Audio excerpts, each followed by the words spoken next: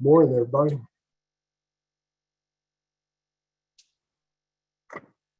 Miss Lawrence, how's Miss Mary? She is doing a lot better. Thank you for asking. She is bounced back, and outside of the fact that she's married to me, she's doing pretty well. Thank you for asking. I'll let her know that you asked. Please do. Send him my regards. Thank you.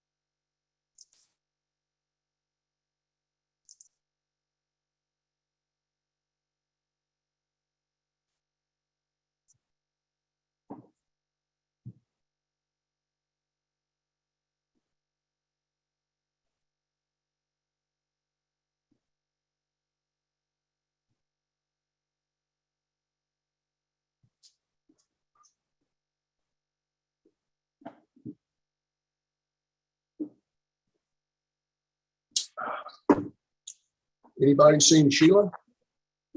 Cindy?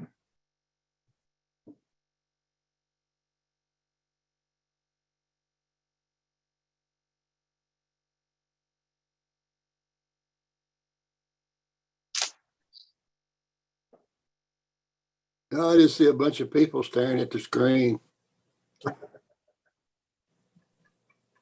Waiting for the cartoons to start. Maybe we are the cartoons. Right, or maybe it's not a hoax. I've been called a lot worse today. I think they're getting ready to zoom in on it there, Dan.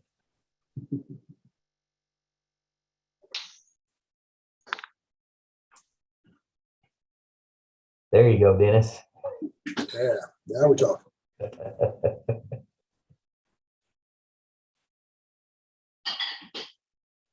We got a quorum yet?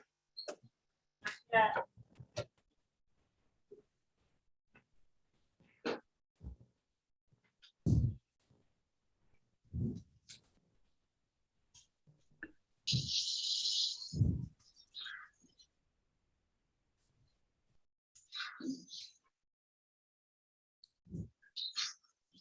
Well, I think Mr. Redfern counts as two people, doesn't he? Yes, he does. His brain As big as- capacity. I'm as big as two people. I didn't say physically, I meant mentally. That's the way I took it. The brain power.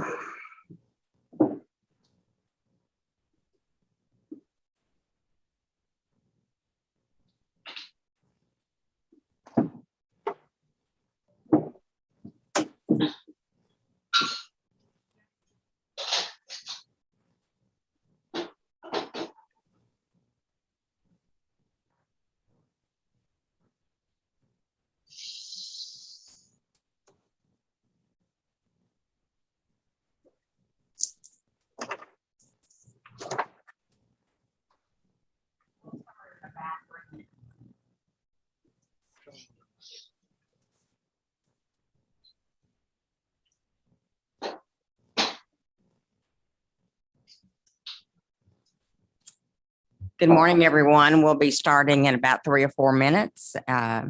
Take your last break before we start because it's going to be a little long and lengthy today, I'm afraid. Thank you.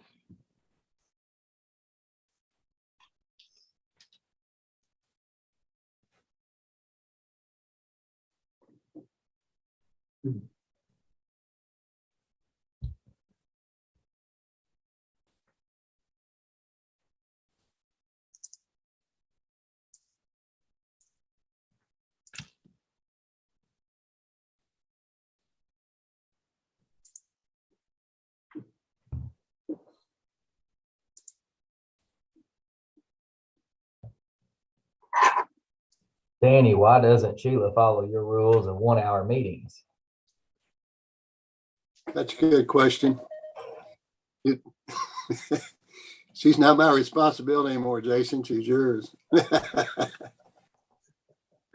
Jason, isn't that in the operating manual? I think so. The other part is start on time and finish on time. And always start a meeting with throwing a map out on the table. It's the best way to do it. Right. Us retired people are busy.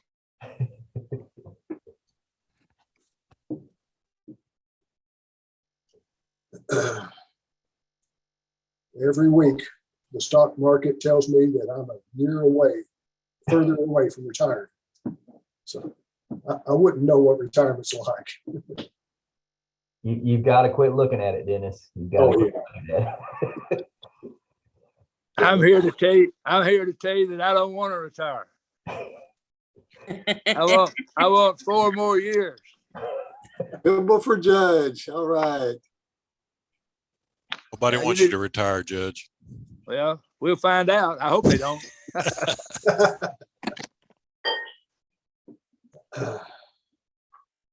Dennis, you do a little better if you quit buying that cryptocurrency. That's one of the first things that I learned is to let somebody who knows what they're doing do that. And unfortunately, my financial advisor didn't know anything about it, didn't like it. So for once, I dodged a bullet.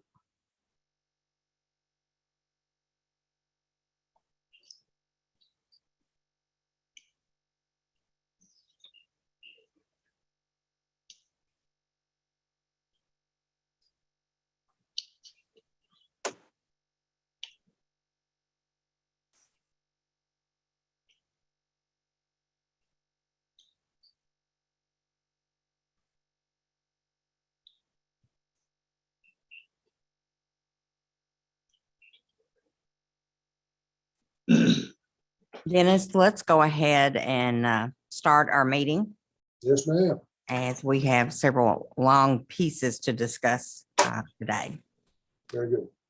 We do Okay. have staff that'll be joining us remotely from Fort Campbell today because some of the activities have taken staff down there. So we'll try to coordinate that and make that happen as well. Okay. I'm going to call to order the meeting of the West Kentucky Workforce Board.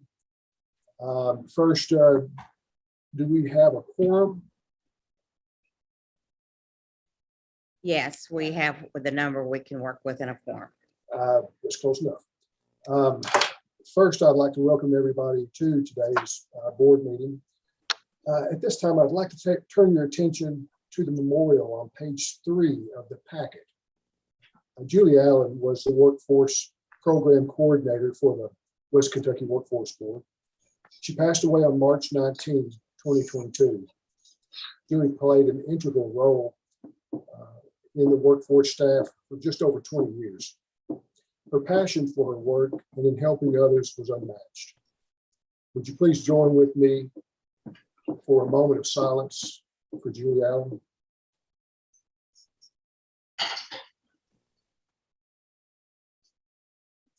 Thank you. The West Kentucky Workforce Board sends its condolences to Julie's family, friends, and coworkers. Next, please take a moment and review the minutes for the West Kentucky Workforce Board meeting on February 23, 2022, and the West Kentucky Workforce Board Program Review Committee meeting on April 19, 2022. As to the former, are there any additions, deletions, corrections to those minutes?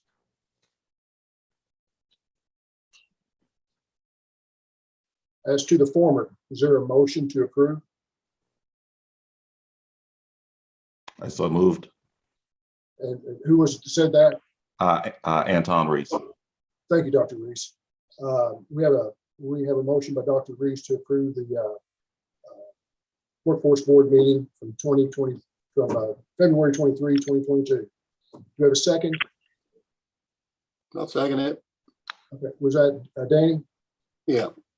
Okay, Danny seconded it. All in favor, say aye. Aye. Opposed, nay. Aye. Opposed, nay. Being none, motion passes. Same procedure for the April 19, 2022 Program Review Committee meeting. Any additions, corrections, deletions to those minutes? Hearing none, is there a motion? Motion, Wayne Belanger. Thank you. We have a motion. Second, George Radford. Second by Mr. Radford. Okay, thank you very much. We have a motion and a second. Any discussion? All in favor, say aye. Aye. Aye. Opposed, nay. Aye. Being none, motion is approved. Next, Sissy Fox, Direct Services Provider, Associate Director of Workforce, will give an overview of the current workforce staff. Good morning. Good morning. In your board packet on page 21 is the updated Kentucky Workforce Dashboard information. The workforce participation rate for the Commonwealth of Kentucky for March 2022 shows 59.6% or more of people that were laid off have returned to work. On page 22, you see the workforce participation rate for our local workforce area is 54.5%.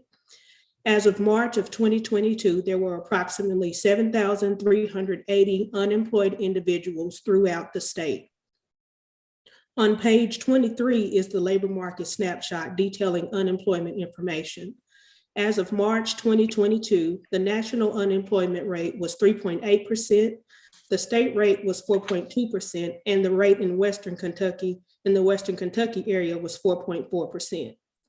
Page 24 includes unemployment rates by county from March 2021 through March 2022. Unless there are questions, Mr. Chairman, that concludes my report. Thank you. Does anyone have any questions for Ms. Fox? Hearing none, we'll move on to the next item. Cindy Cummins, MIS Financial Coordinator, will present the financial report. Ms. Cummins. Good morning. In your board packet on pages 25 and 26 is the financial report for the West Kentucky Workforce Board for period ending May 22nd, 2022. Funds received to date are $7,362,301.50, and we have expended $3,579,602.87. I'm in the process of requesting a little more funding for the COVID-19 National Emergency Grant. We will have one participant in work experience that will carry over to next year. They are expected to complete in late July. The state received a time extension only for this grant, and the end date will be March of 2023.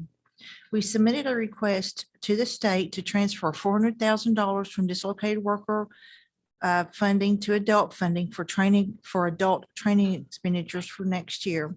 This transfer request has been approved by the state. For our next year formula funds, the state has projected that our local area will receive a reduction in funding for adult, youth, and dislocated worker. This reduction is approximately $375,000 for the total. If there are no questions, that concludes my report. Thank you. Does anyone have any questions for Ms. Cummings on her report? Hearing none, Sissy Fox will now give us an update on the COVID-19 and tornado grants. Ms. Fox. Sissy. All righty. As Cindy mentioned, we are wrapping up our activities for the COVID-19 grant. And today we've served 73 individuals using the COVID-19 National Emergency Grant Funds. 12 of those individuals were in short-term training for CDL or welding, 7 in supportive services, 39 were in work experience, and 15 were in on-the-job training. There's been a total of 54 individuals that have completed their training, work experience, or OJT, and have exited. The current employment placement rate for the grant is 79.6%.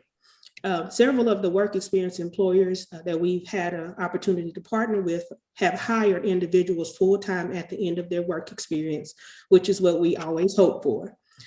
Some of the work sites for the grant included Muhlenberg County Opportunity Center, the Madisonville Salvation Army, Paducah Housing Authority, and McCracken County Library.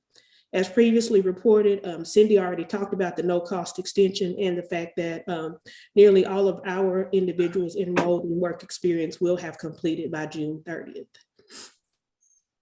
And our most recent national emergency grant is the tornado grant, or Project Twister, as you will hear us refer to it. And as you all are aware, the Workforce Board was awarded a $1.5 million national emergency grant to assist individuals who had lost their jobs or had a reduction in wages due to the tornado disaster that happened on December the 10th. The purchase ad, we've been able to hire 2 career coaches that have the primary responsibility of assisting in worksite development for this grant and also placing individuals in humanitarian jobs. We currently have 14 individuals that are enrolled in a work experience, and we have work sites at a few of the places we have work sites are Graves County Fiscal Court, the City of Clinton, Graves County Parks and Recreation, which we call locally the Fairground Distribution Center in Mayfield. As far as enrolling participants, we have encountered a few barriers, which include which this is a good barrier, but many of those who have been impacted by the tornado have already returned to full-time employment. For example, the candle factory has opened a new facility and recalled a large percentage of their workforce. Also, other individuals were severely injured as a result of the tornado and are not physically capable of returning to work at the current time, while others have challenges with childcare. It is our hope through continued outreach, we can establish additional work sites and enroll additional customers in a work experience. On Saturday, May the 21st, staff attended a disaster recovery event at Mayfield High School in effort to connect with potential customers. Unless there are questions, Mr. Chairman, that concludes my report. Thank you, Sissy. Does anyone have any questions for Ms. Fox or her report?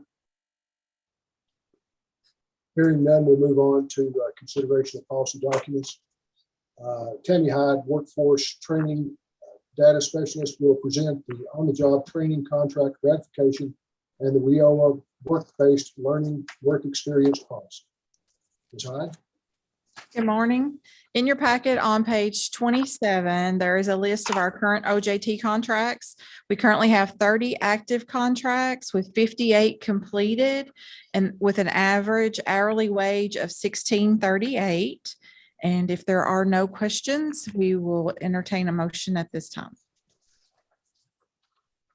Y'all heard the lady. Anybody have any questions of Ms. Hyde before I ask for a motion to approve the on-the-job training contract ratification as presented?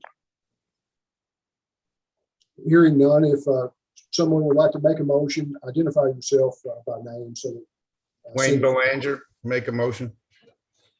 Appreciate Sandy it. Ritchie, I'll second that. Great. We've got a motion and a second. Any discussion on the a motion to approve the OJT training contract ratification as presented? Hearing none, all in favor say aye. Aye. Aye. Opposed, nay. Motion carries. Next, we need a motion to approve the WIOA work-based learning work experience policy as presented. Is that correct? Yes, sir. It's in your packet on pages 28 through 36. The primary change on that is we included the direct service provider staff where they can set up work experience contracts within our 17 county area. Does anyone have any questions for Ms. Hyde on the a motion to approve the WIOA work-based learning work experience policy as presented? Hearing none, Chair will entertain a motion to approve. Jackie Jones, motion to approve. A motion. Second, Second, Jason Redfern. Jason, thank you. We have a motion and a second. Any discussion on the motion to approve the WIOA-based learning work experience policy as presented? Hearing none. All in favor say aye. Aye. Opposed, nay. Motion carries. Next, Sheila Clark, West Kentucky Workforce Board Director, will present the partnership and interlocal agreement for consideration. Sheila. Thank you, Mr. Chair. In your packet on page 37 is the partnership agreement. And then following it on page 42, you'll see the interlocal agreement. These are documents that you don't always hear a lot about because of the fact that they are involving the board's approval, but they really take more time in getting their information and exchanging information with the local officials, the county judge executives. The two documents are up for us to update them, renew them, and put them back out to be effective again. We've been through the 5 years of the interlocal agreement, and then we have the same period of time with the local partnership agreement. And I wanted to take some detailed time and go through this with you. These are, documents of 4 or 5 pages each, not counting the signature pages. And they are documents that help govern how we do business. So starting with the page 37 in the partnership agreement, it outlines how the workforce board is going to work with the local officials and then with the various entities that it contracts with, whether that's the Pensacola Area Development District as fiscal agent grant recipient, or the one-stop operator with the Purchase Area Development District, or the direct services with the Purchase Area Development District. Even if contractors should change during this process for any reason, the partnership agreement would apply to those entities that would be contracted with as a successor.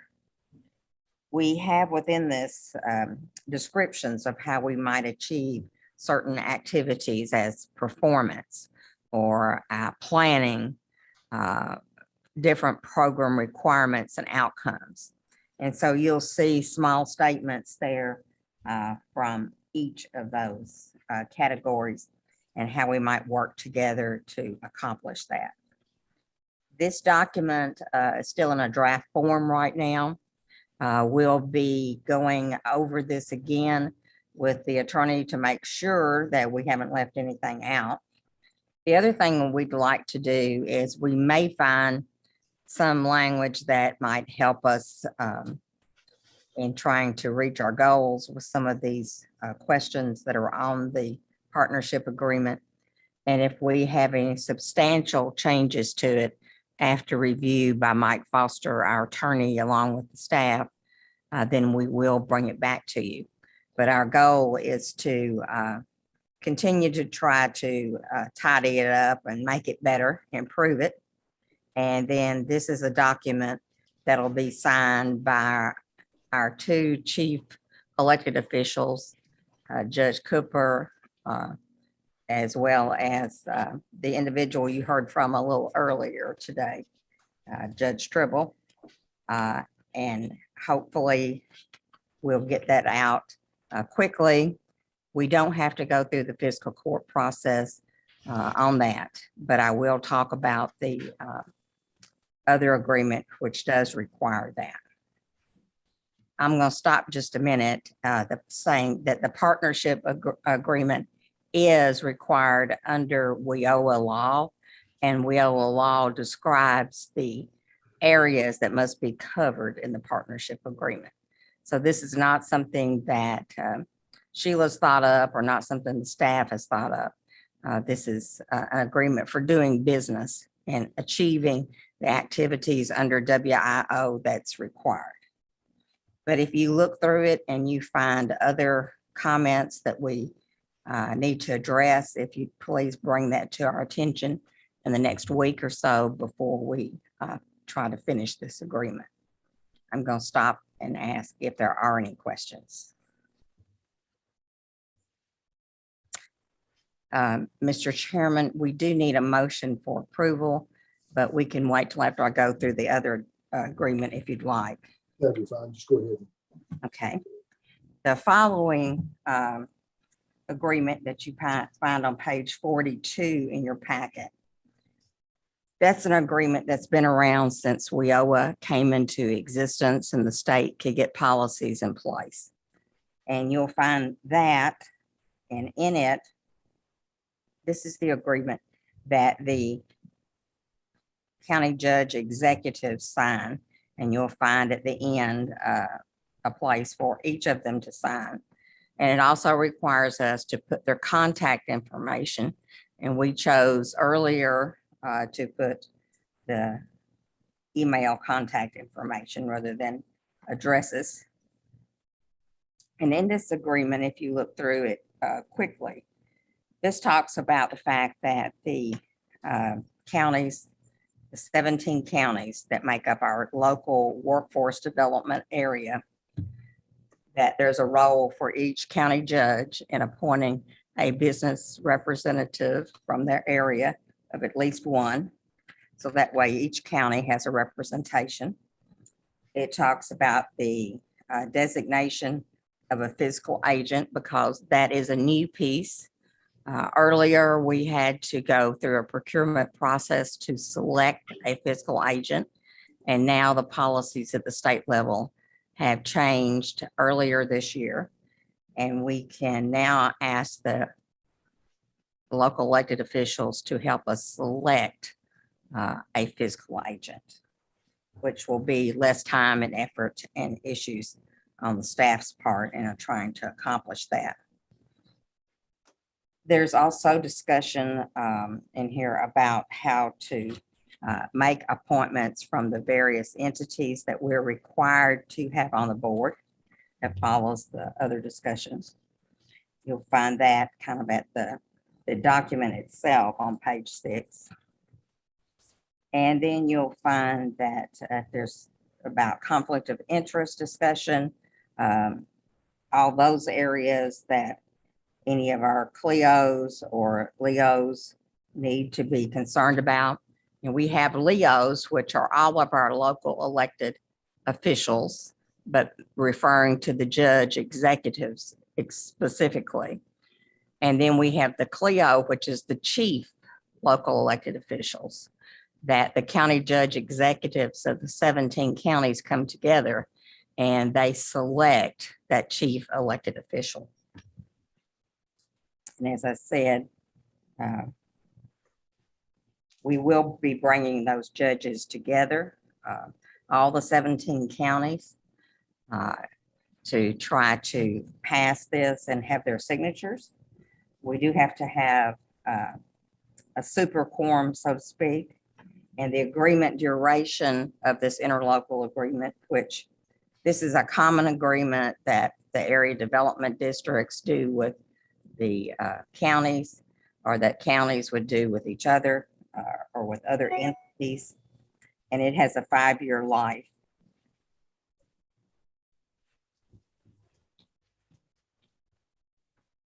But if you'll take some time and look through it, and if you see anything specifically that you have a question about or any other suggestions, this is pretty much what we have in place and have had in place, with the exception of the one change for the fiscal agent. And then we've tried to tidy it up a little. We've already had the first round of discussions with Mike Foster, our attorney, on this.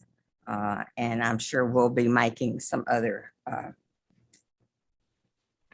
cleanup with this. But right now, this is in a draft form. After we vote on this today, even if you have other suggestions, we should be able to include those. I think the most difficult part of this moving forward is trying to get the 17 county judges together to discuss it and to approve that on their part. When they come together, you might have noted in the document that we talked to them about the budgets of the workforce board, about the contracts that we have out there in place. We also talked to them about performance standards and what we're required to meet. So those are all part of things that we put on that agenda when we bring them together to talk about this. So I'll stop and pause for a minute to see if there's any questions on that agreement. As I said, the workforce board is not the star player on this agreement. It is our local officials. We're just talking about how they're going to work with us in order for us to accomplish the Department of Labor's policies and procedures. Mr. Chair, are there any questions? Only question I have is there anyone who needs to recuse themselves from a vote on either motion? Either the partnership agreement or the interlocal agreement?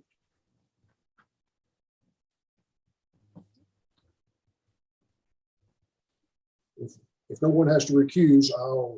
Mr. Chairman, I just have one question for clarification. So Sheila, we are approving this as a draft to go forward to work on a final that comes back before us. Is that correct? No, this would move forward in the final unless you all have some suggestions today. It would not mean that we wouldn't have edits of grammar or spelling or anything like that. Any normal mistake we might catch in it.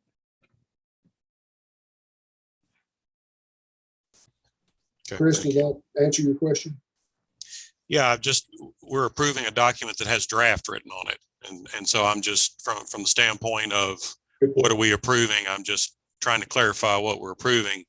If we're approving a final document and it has draft on it, again, I'm Dennis, I'll defer to you. I'm not a legal expert. So, and I'm sure not trying to make waves, but I just noticed it has draft on it. So, having stirred the pot, I'll be quiet. No, not at all. When I'm chairing the meeting, I'm not a lawyer. My malpractice insurance carrier makes sure that I know that, and especially when we're on the record. I'm not a lawyer, so that's why I asked about the recusal, because I'm not going there. I need insurance. And I redirect then. Sorry. Anyone have any comments or questions about either of the two agreements? Hearing none, Chair will entertain a motion to approve both.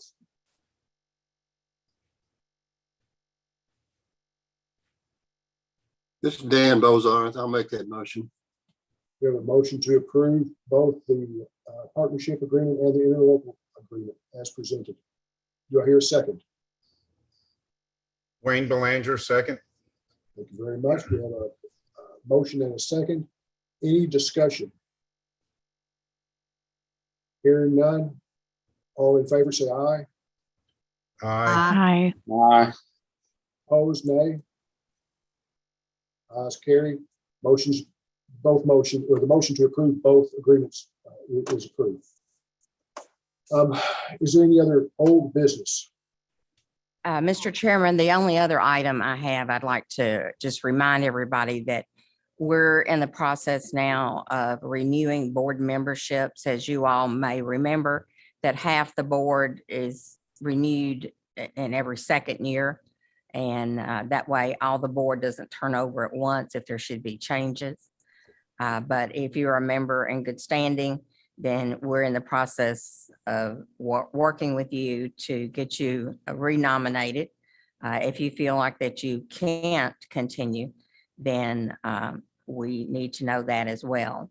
But I've reached out to some of you all already and had a conversation, and we'll continue that process because those nominations need to be, or any re-nominations of individuals that are currently serving would need to be completed, and we forward those to the state prior to June 30th.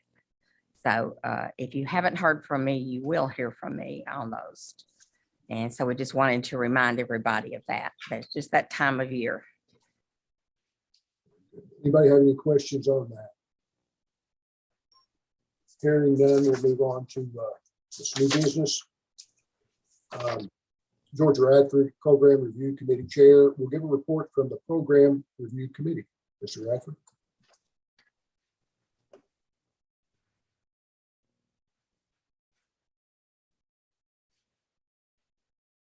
Mr. Radford, you're muted.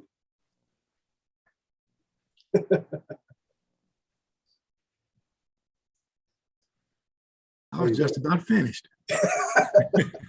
All in favor, say aye. Good morning to everyone. And again, we are looking at the report from the Program Review Committee. And what has taken place is that the West Kentucky Workforce Board Program Review Committee met on Tuesday, April the 19th at the PAD office conference room to review the 4 requests for proposals for youth services for 22-23. And each proposal was given 5 minutes to present their proposal, followed by questions by the committee. The 4 proposals reviewed were as follows.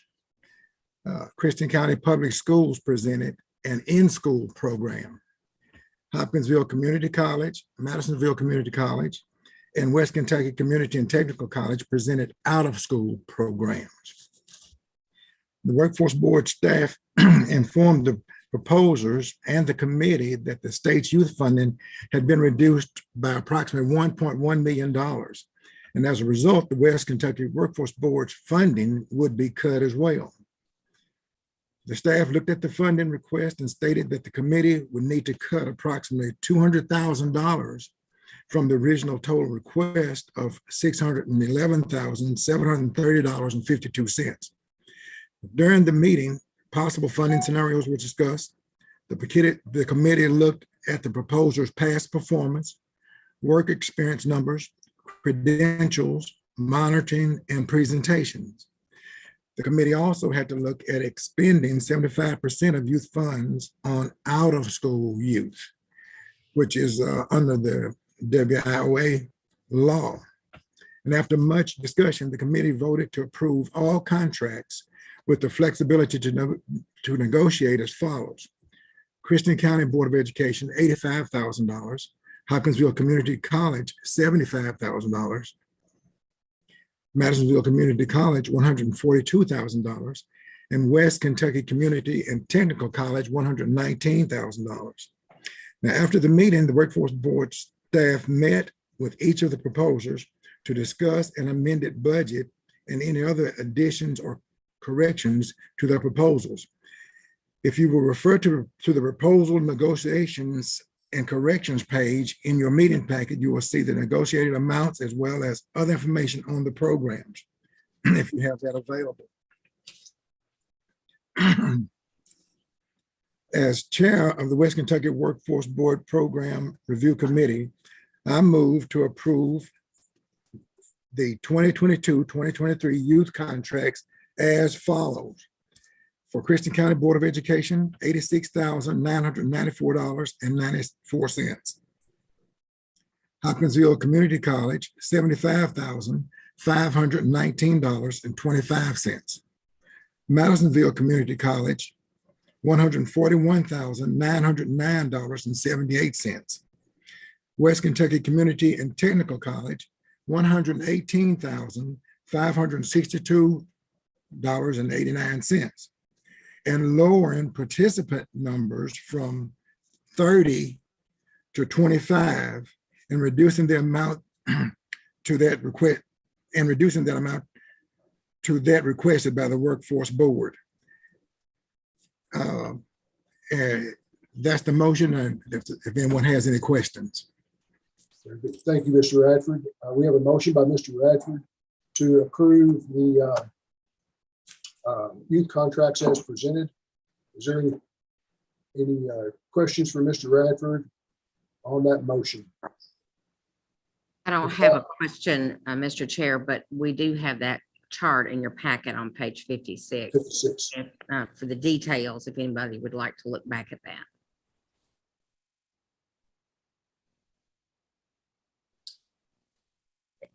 And what Cindy was reminding us is that we have individuals that do have a potential conflict there and may need to recuse themselves. Okay. We have a motion. Do we have a second? Philip Bain, I second the motion. Mr. Bain, thank you very much. We have a motion and a second. Any discussion on the motion to approve the youth contracts as presented? Hearing none. All in favor, say aye. Sorry, I was needing to abstain from the ones from the Hopkinsville Community College. I need to abstain as well, so I was just trying to be sure that was for the record. Elisa Young, also recused myself, Hopkinsville Community College. Thanks. Ms. Young, Dr. Reese, and Ms. Jones have all indicated on the record that they are recusing from consideration of the current motion before the board. All others, all in favor, say aye. Aye. Opposed, nay. Motion carries.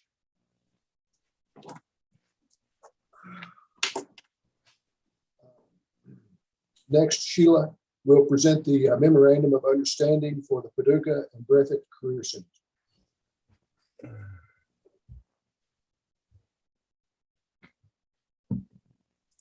I'm going to begin the discussion of the certification process, and I'm going to just alert Andrea Bean and Karen if they'll get online in just a minute and get ready to do their presentation on this. We are in the process under this current administration to do the certification for approval of our 2 comprehensive career centers. And we have to go through this process every 3 years now under the current policies. And because of COVID, we did not make the last round on the years that we should have. But across the state, statewide, all the workforce boards are going through this process. One of the things that in our particular area, due to the loss of Juliet Allen, who was working as the workforce board's representative in this process, we suffered a great loss there, not only personally, but on our staff and her expertise and knowledge. So that has also delayed us. So we requested an extension to submit those documents till the end of June. The other certification papers that were sent to Frankfurt, they have been approved for those boards and sent back to them. We have a memorandum of understanding that is very detailed that came out to the board members yesterday under constant contact. And it's about a 50-page document or so for each of the local groups. And this is a process that will continue as they refine pieces of that MOU and include it, or we have additional partners who might come into our career center that we would need to work with and include them on the memorandum of understanding process, the MOU. We also have a financial agreement that is an infrastructure financial agreement that looks at the partners that are in the center and the entities that would be paying for the use of the center. And our state staff that are located in the centers from those agencies, as well as Kentucky Farm Workers. And the WIOLA staff would be those entities that would be involved in that particular discussion. And as staff change and people come in and out, we do find that we need to change the rent or change the monies that are being allocated there for the different things. So that's why there's a separate financial agreement. In this particular agreement that you received in constant contact, we would encourage you to go back and look at this in more detail. We have an opportunity to continue to improve the quality and services from our centers.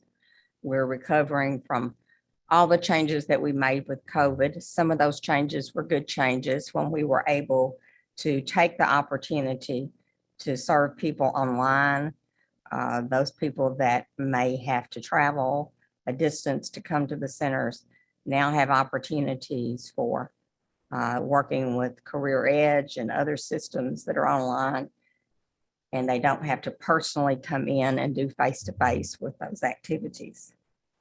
We are also meeting the needs, and sometimes when we're looking at like a temporary career center going into place for the tornado victims, or when we've had mass layoffs that suddenly occurred, we had those opportunities as well.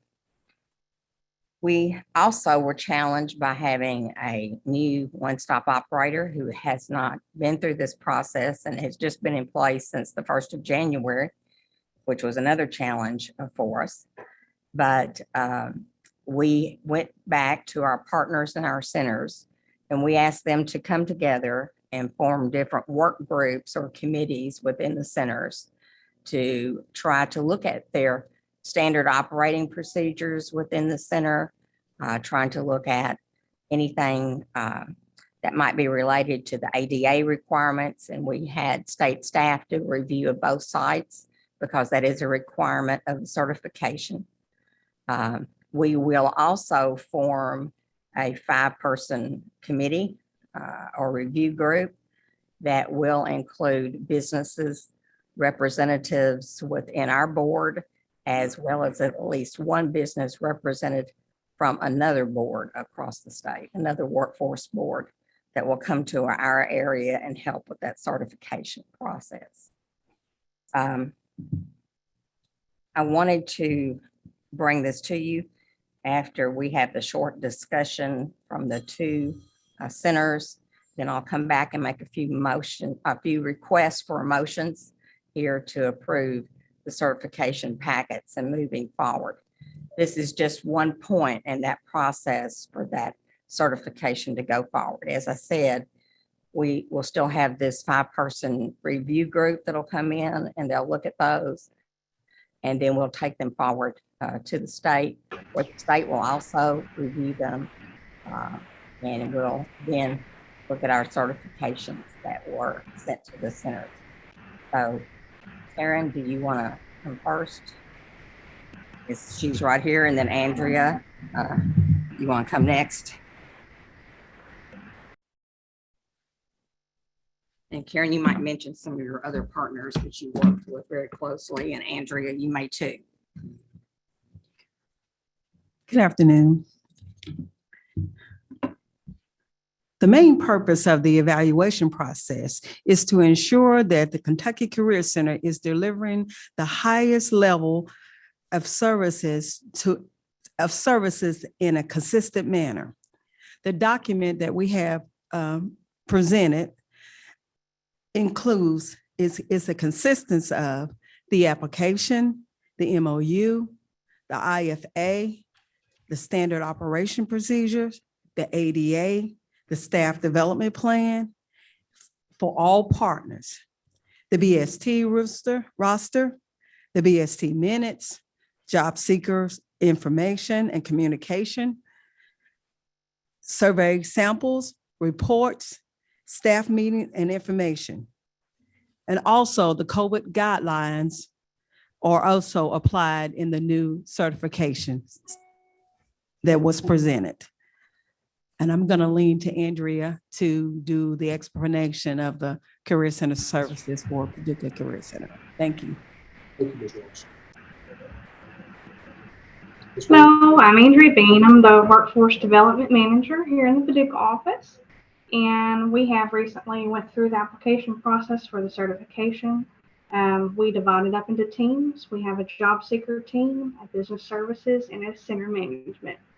We went through this process with application, got all the documents together as far as just the customer flows chart, how the Career Center runs as a whole, just to make sure the services are seamless. And we are looking forward to the review team, and we will be happy to accommodate them. Thank you. Okay, you ready for the motions now, Sheila? Yes, sir. If you would like, what we're doing is we're voting to approve the work that's been accomplished so far with these team structures and group structures and the 2 sites. And I can't say enough about all the work that's gone into completing these 50 pages and the submission of all the documents. And behind Andrea and Karen, there are a bevy of people that have been helpful and trying to make this happen. But we do need a motion to approve the certification information that's been presented. And then we also will be coming back and asking some of the board members to help serve on the review committee that will actually go in and look to see if these activities that the packet says that are being done are actually being done. You know, what's the customer flow process? How do we track those individuals coming into the centers and the services that they receive? Are there ADA things that we need to correct? Are there better opportunities for us to reach out in the community and serve individuals? And that will be some of the things that this review team that will come in to the center and put hands on these processes and look at it will be thinking about.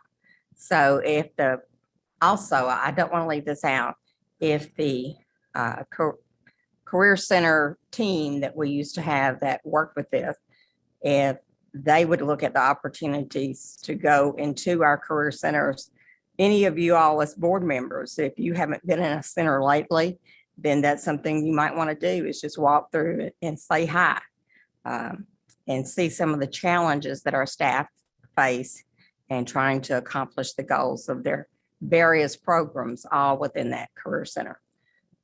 So yes, sir, I'm ready for a motion that would approve the certification packet and the MOUs for us to come out and ask for the other agencies that are represented in the centers to start that signature process. For example, it may be that the community college does not have staff in the center on a daily basis, but they participate in center activities. So therefore they're a partner, and we're going to ask them to sign an agreement that would say they're going to continue to be a partner when the situations arise that we need their services and expertise to serve the customer. So yes, we do need a motion for both Paducah and Hopkinsville. They can be in the same motion. Do I hear a motion to approve as succinctly described by Ms. Clark?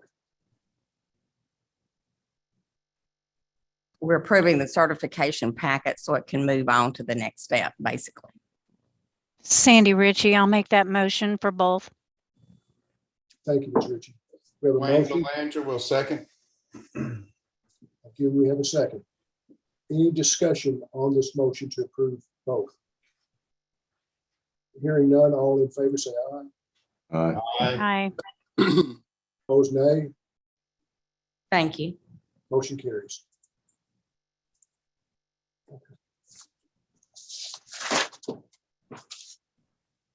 All right. Okay, I guess now we're to report on conferences. The Southeastern Employment and Training and the National Association of Workforce Boards conferences were held this spring. Would anyone like to give a report on the conferences? Tom Schiller, Jackie Jones, Tammy Hyde, and Sissy Fox.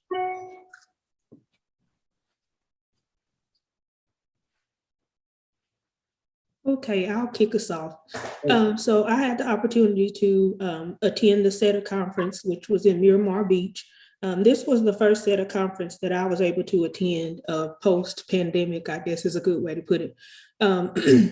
Everything, I mean, the way we registered and things of that nature, they kind of changed that so it would be safer as far as social distancing, mask and everything.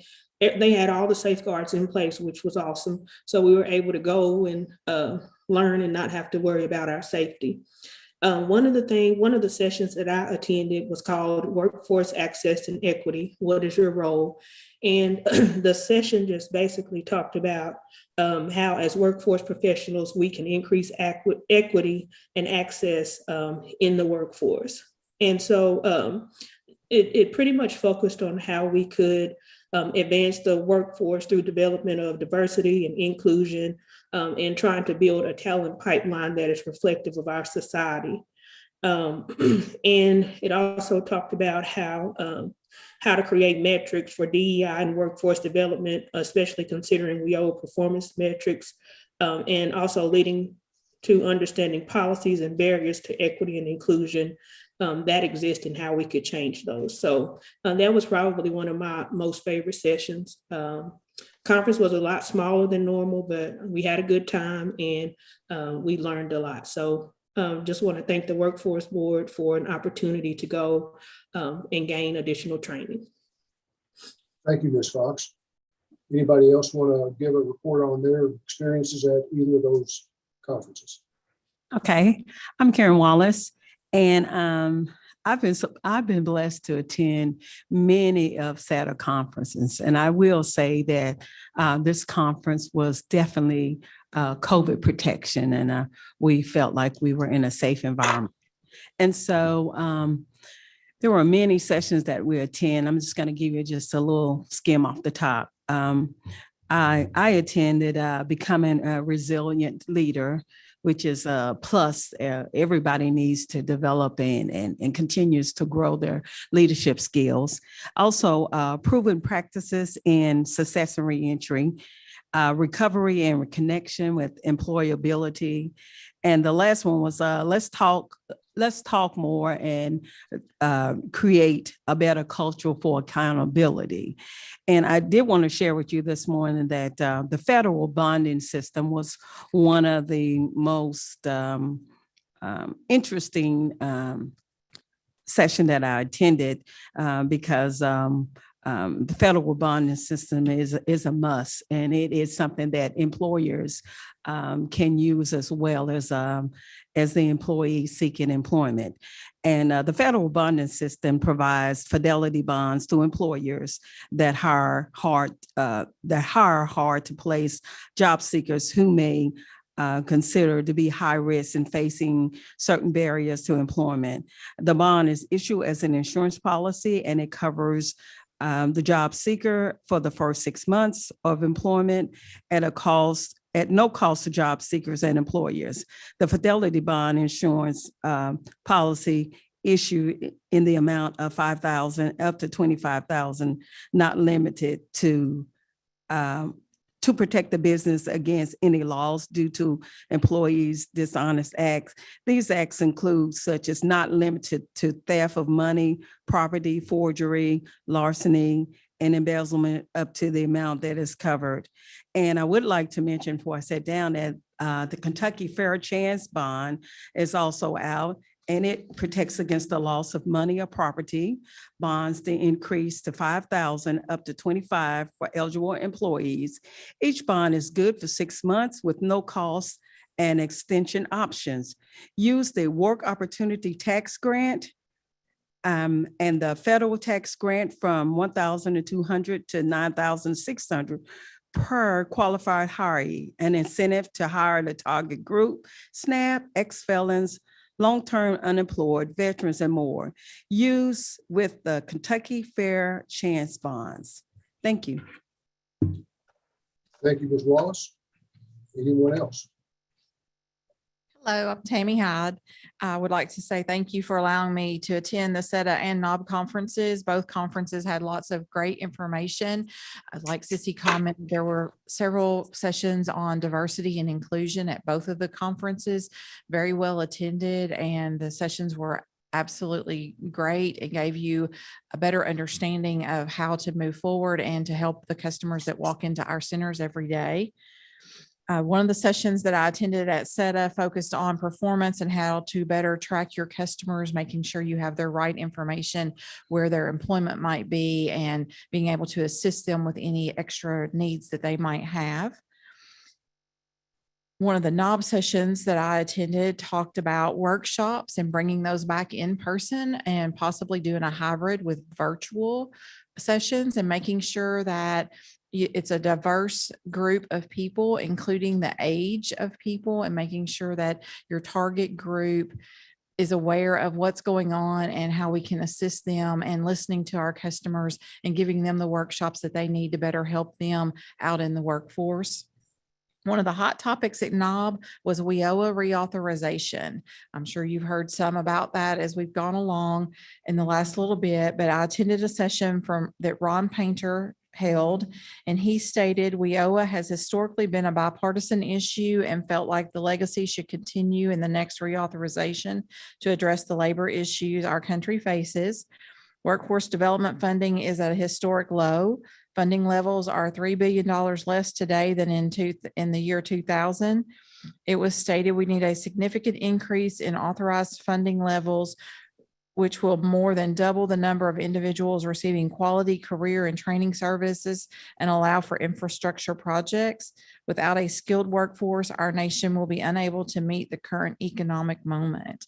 The sessions were very good, and you'll be hearing more about WIOA reauthorization in the coming weeks and months as the committees meet and make decisions on how to move forward. Thank you again for allowing me the opportunity to attend these conferences.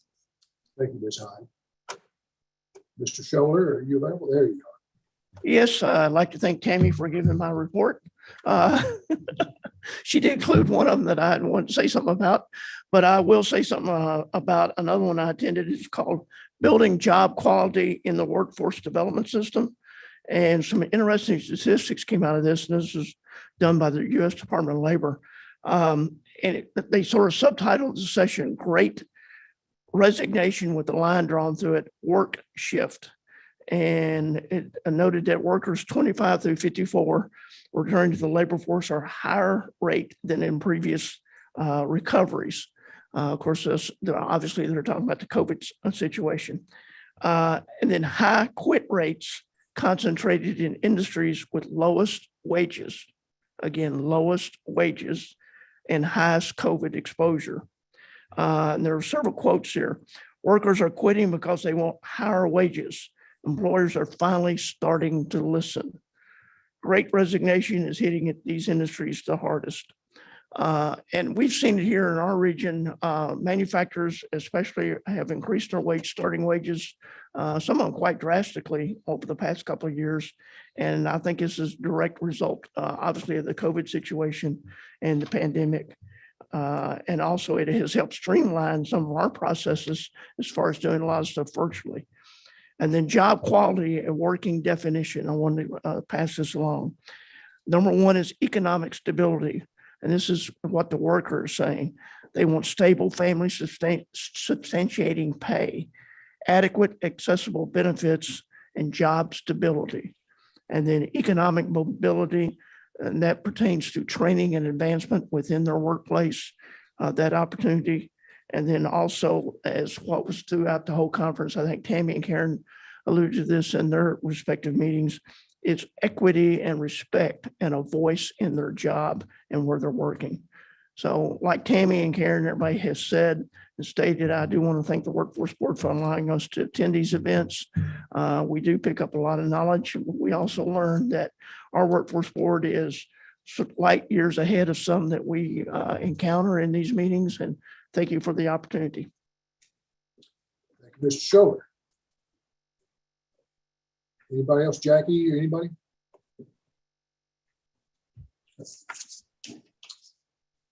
Moving on.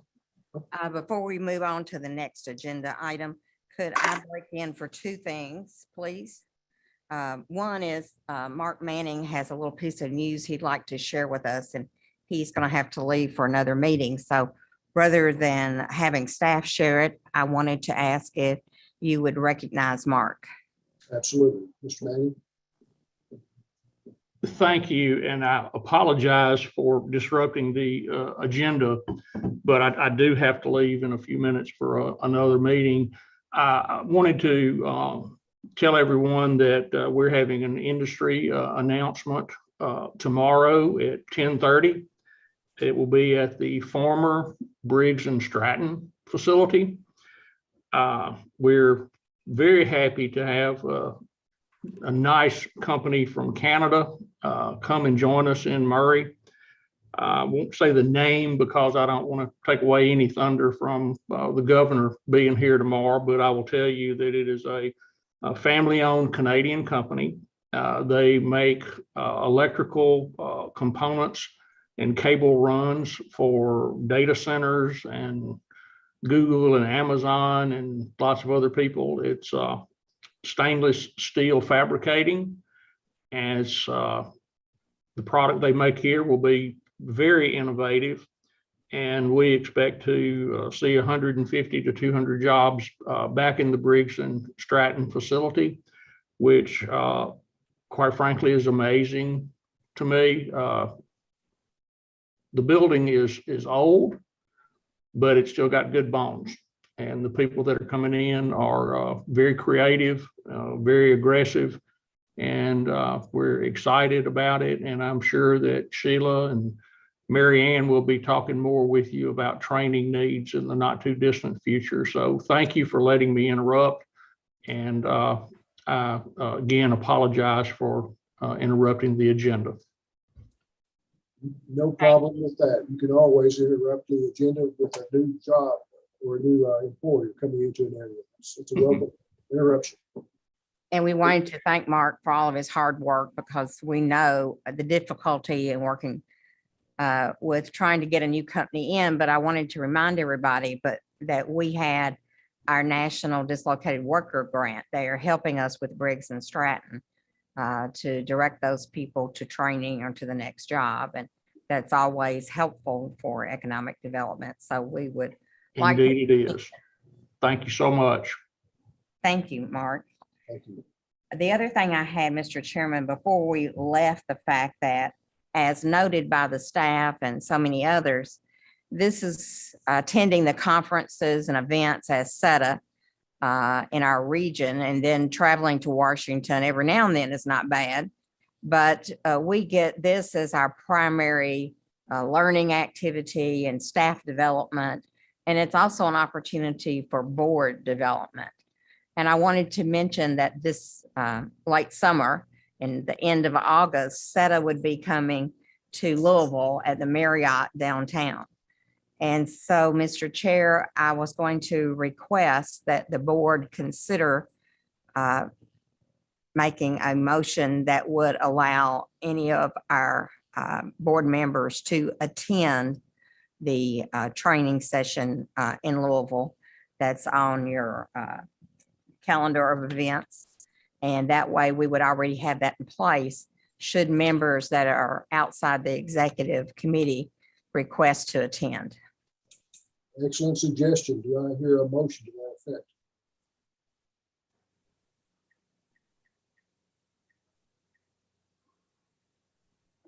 I thought it was a good idea. Well, I think it is, because then that way I don't have to explain as much. You all come knowing more. This is Chrissy Carter. I'll make a motion. Thank you very much, Ms. Carter. We have a motion. Do I hear a second? Wayne Belanger, second.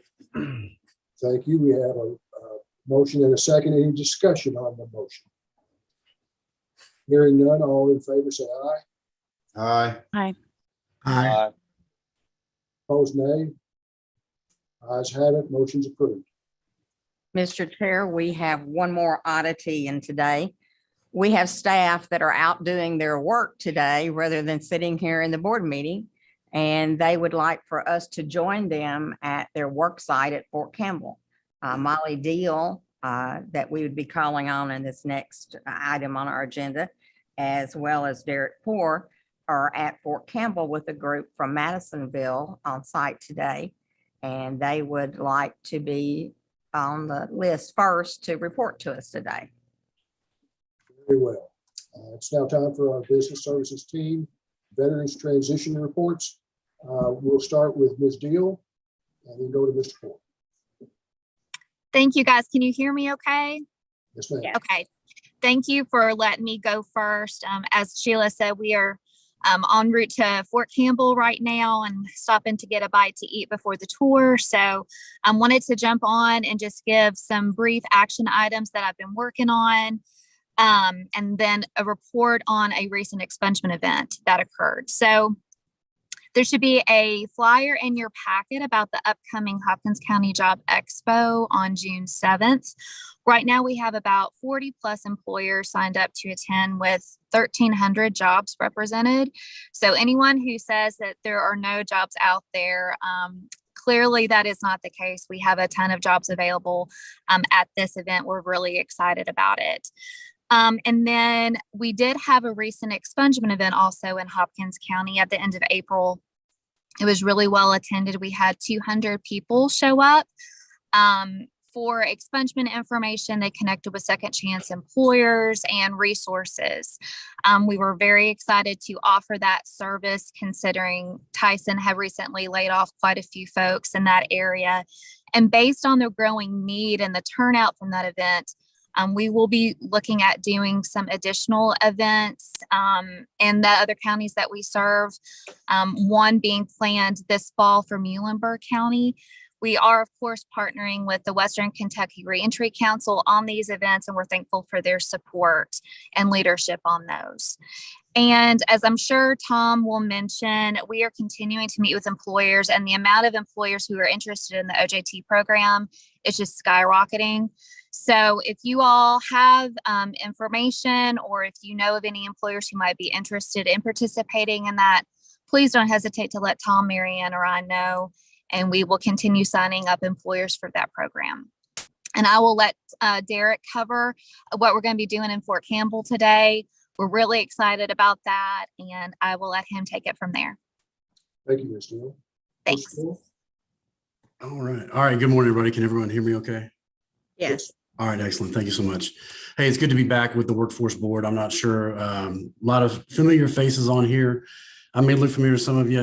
Last name Poor. I always make this joke, like no money, not a drink. I always like to throw it out there just so everybody gets my name right.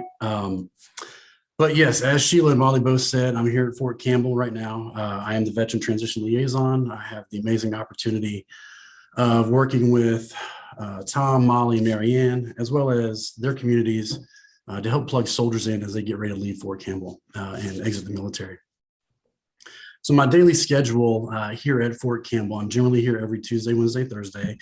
Sometimes something might take me away on one of those particular days, but generally here either in the Career Skills Program office or in the Transition Center itself, interacting with those soldiers.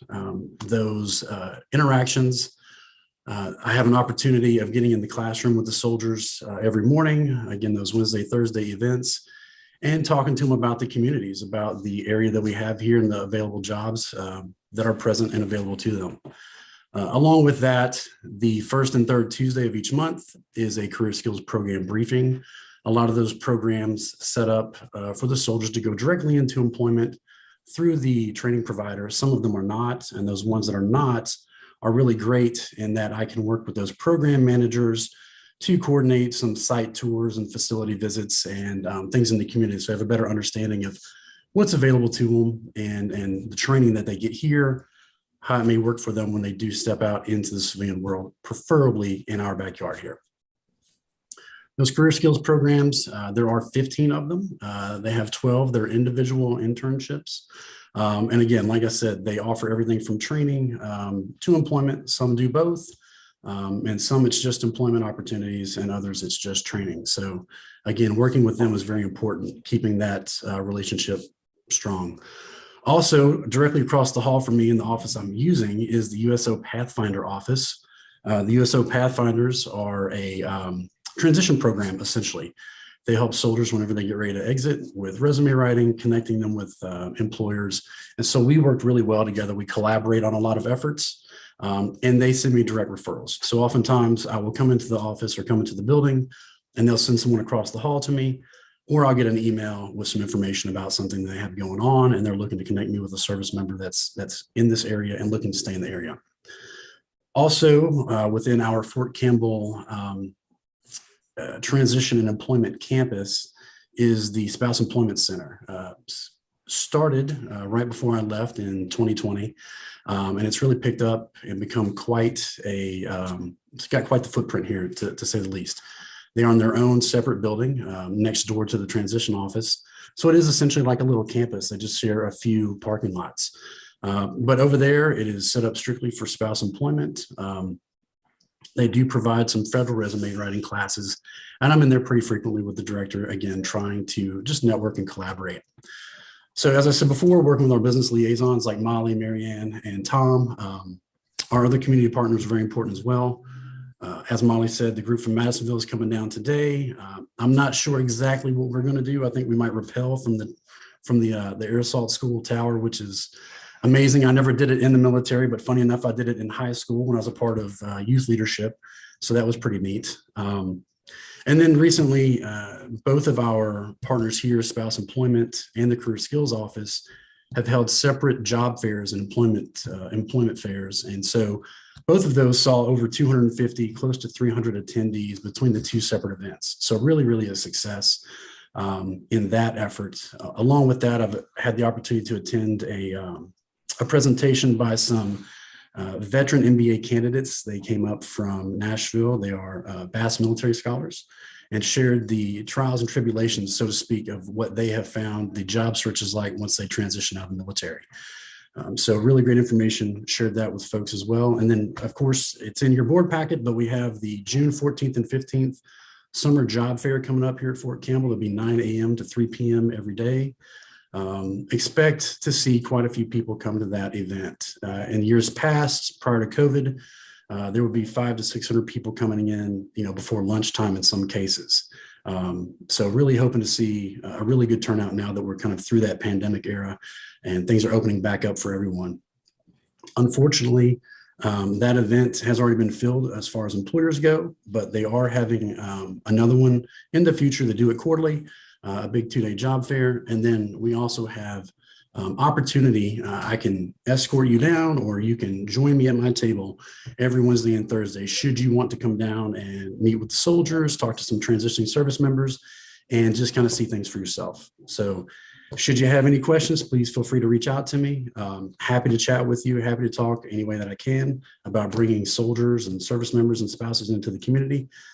Feel free to reach out. Happy to chat. So with that, if there's no questions, I will go ahead and pass the torch to whomever's next. Thank you, Mr. Poole. Thank you. Mr. Schiller, are you with us? There you are. I am whoever is next. And I'm glad to be that. I want to report, of course, you've heard the word job fair thrown out several times in the past few minutes. I'm going to give a quick synopsis of what some of the activities have happened in the past year that was compiled by Cindy Massey here for a report we're doing. Beginning with the Comeback Job Fair on June 17th, 2021, the West Kentucky Workforce Board has partnered with numerous agencies and employers to assist with staffing shortages and unemployment since the COVID-19 pandemic. We have assisted with job fairs in Cadiz, Central City, Hopkinsville, Murray, and Paducah. This is the important statistic. With over 180 employers participating, some of those employers participated in more than one event, by the way, and over 1,500 job seekers had the opportunity to look at an array of options to choose from for their next career. And during a lot of these events, the employers conducted a lot of on-site interviews and made immediate offers, and some were actually hired on-site. I witnessed that personally at several events or a few events we've had here in this region. Speaking of that, I want to highlight a couple of things that are 2 events that we did, which was sort of new for us. We've had requests to do this, and we did them in April, and they were student job fairs, which were aimed at high school students. One was held in Tree County, had about 30 different businesses and companies participating with around 140 students. And then some individuals also from the community came in that afternoon. But it was highly successful. And I want to give a success story I just received yesterday on this event. As a matter of fact, we had one young lady who came. The event was held on April 20. I'm looking for my notes here, the date.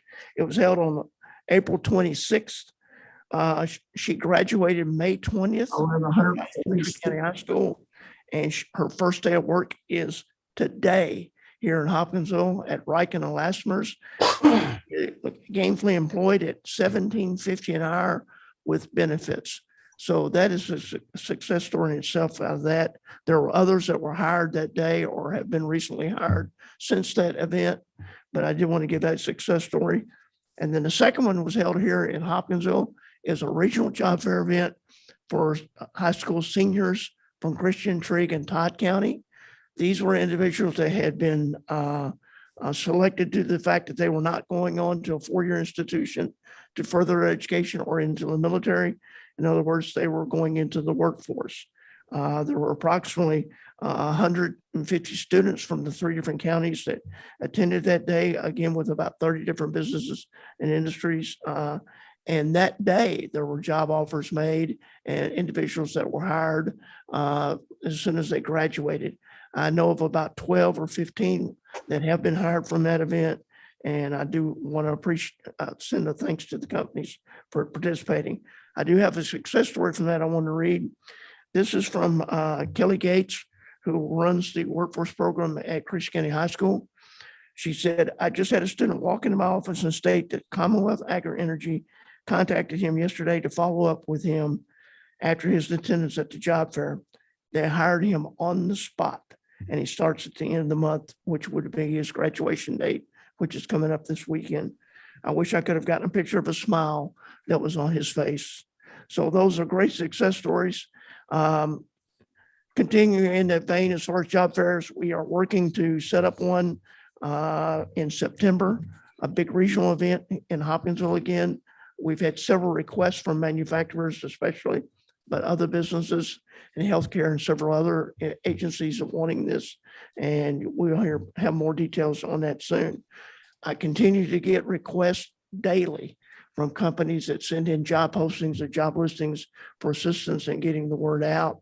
And by the way, if you have those, please push them out to either Mary Ann, Molly, or myself, and we'll get them posted on social media to help your company.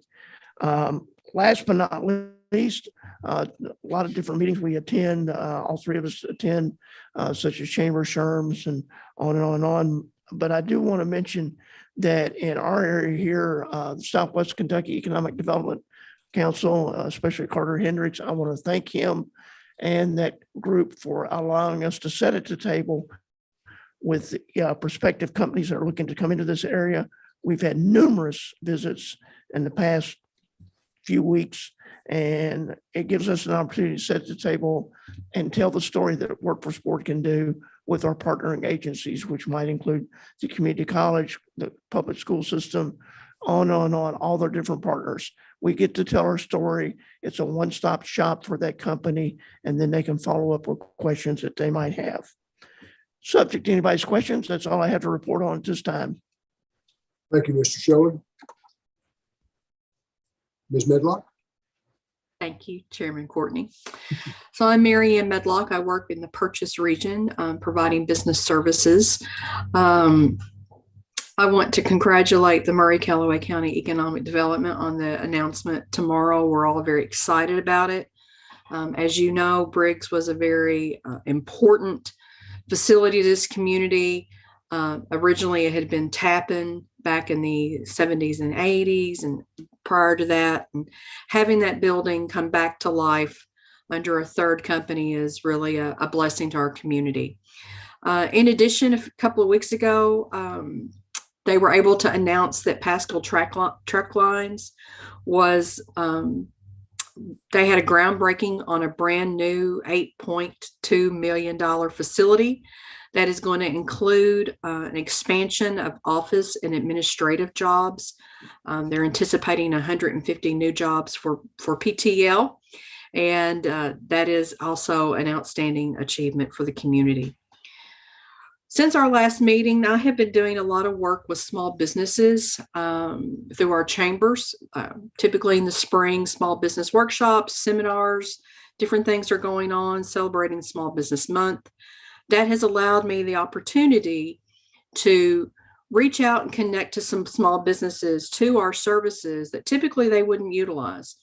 You know, Tom, Molly, and I spend a lot of time working with our large manufacturers, but whenever we can get in and help a small business hire a dislocated worker or a low-income adult or a youth even, it is a real opportunity to see federal investment, state investment on local main streets.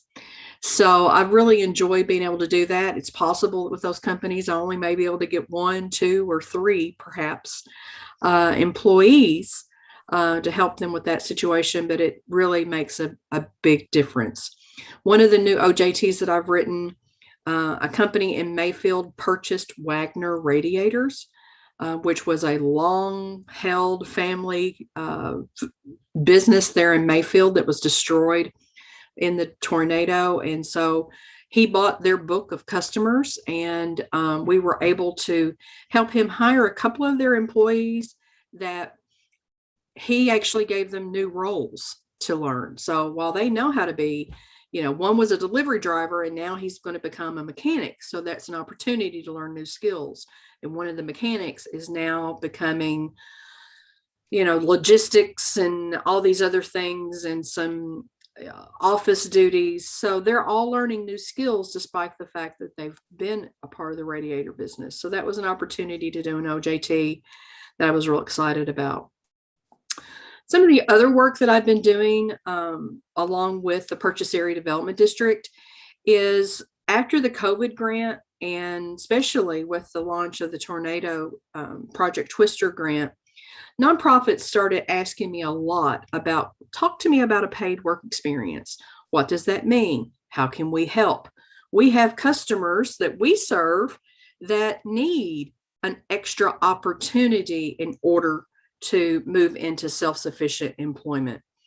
So we've been working with a variety of nonprofits around the region, talking to them about how we can take individuals that have been out of the workforce and need that opportunity to learn and gain work aptitude. That's the difference between a paid work experience as opposed to an OJT. With a paid work experience, you're learning how to work and you're getting just a little bit of occupational training as well, but you're basically learning to show up every day, how to communicate with your supervisor and what is expected in the workplace.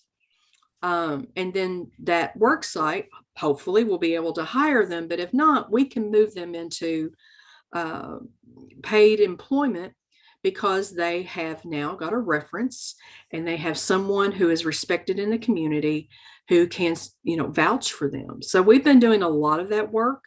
An example of one of those positions is that we found out through the COVID grant that individuals who live in the housing authorities, if they earn wages that are Workforce Investment and Opportunity Act wages, then it doesn't increase their rent.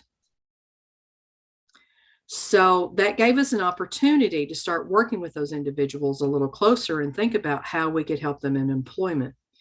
So we're developing a project with the Paducah Housing Authority. They currently have 100 apartments that are vacant. And before they can be occupied, before they can be rented, they have to be cleaned to a certain level and they have to be painted. And their paint contractor is struggling to find workers. So we're starting a paid work experience where their residents can learn how to work, gain the work aptitude, and hopefully they will then be hired by the painting contractor who will then, he's hoping to be able to build 2 teams. So that way they can live and work right there in the housing authority. We don't have to worry about transportation issues. there's just a whole lot of wins with that particular project. So we're real excited about that. And I just appreciate the Purchase Area Development District coming along with me on these opportunities whenever I get a call and we start figuring out how can we serve. In addition to Tom working with his school job fairs, I've been doing a lot of senior interviews where myself and several members of our local Society of Human Resource Managers have been interviewing seniors. They have jobs waiting for them as well within those companies, but we've had a really great time doing those interviews at these high schools. The kids are really great. I am overwhelmed by the individuals who I interviewed that had 4-page resumes as an 18-year-old. That was crazy. You could tell that they had a path and a passion and they were going for it. But even the kids that didn't have a resume, they had the opportunity to learn that they had value and a contribution to our community, and we are looking forward to seeing them and getting them engaged. On page 67 of your packet, you'll see a flyer for an upcoming webinar. I will be participating in the Kentucky Rural Health webinar series. My role in this is to help health providers understand where the workers are. Every sector of the economy is struggling to identify and recruit individuals, and that's not going to change. We're right in the middle of the baby boom retirement, and so one of the messages that I've been working with our chambers is trying to help companies understand how we move forward and how we look at employees that we currently have in order to promote them for leadership positions, and then how can we move forward. So that webinar will be on June 15th. It includes individuals from UK Center of Rural Health, as well as Michael Muscarella with the Baptist Health in Paducah, and Sonia Bergman, who is the Chief People Officer of Appalachian Regional Healthcare. And finally, some of the other things that I have been doing. Spring is grant writing time, so I've been participating in a couple of different grants with communities who are pursuing new pathways for their area technology centers. And funding for that, we have been pursuing TVA grants, and as well as the upcoming U.S. Department of Labor Delta Regional Authority work opportunity for rural community grants. We're real excited about what those grants can do for our communities, and how we can better prepare our high school students, but also figure out ways how adults can take advantage of certifications at night, on the weekends, during the summer when the kids aren't in school. So all those things help us be able to help individuals to gain more skills, so that way they can join our local workforce. So unless anyone has any questions, I will end my report, Mr. Chairman. Thank you, Ms. Medlock. Does anyone have any questions for any of our business service team liaisons? Mr. Chairman, I just want to give a shout out to the business services team.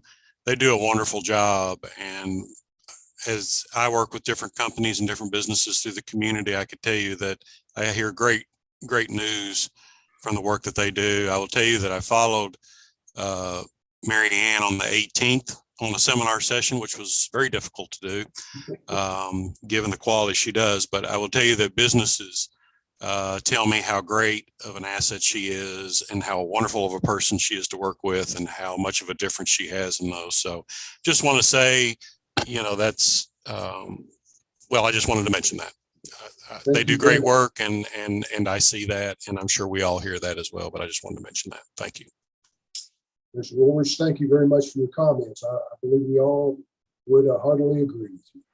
Thank you all very much. If there's no questions on any of those reports, we'll now move to consideration of other new business, and Sheila will update the board on upcoming events. We'll give you a few updates. Do have a really good business service team. They're all ultimate professionals and can accomplish something quickly, and if they can't do it on their own, then they yell for help, and everybody shows up, and all of our partners out there. And I think that we have a numerous opportunities through our local economic development throughout our region to be included when they're talking to prospective customers to move into our area.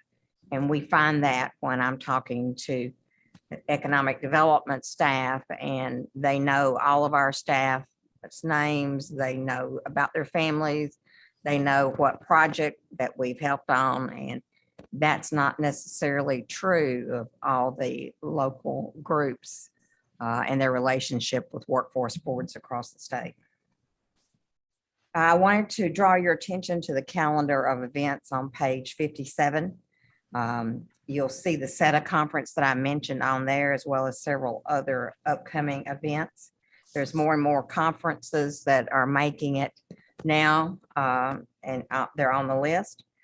And Cindy Massey will be sending out some information on SETA. So if that's something you want to consider, you can look at those preliminary agendas as they come out.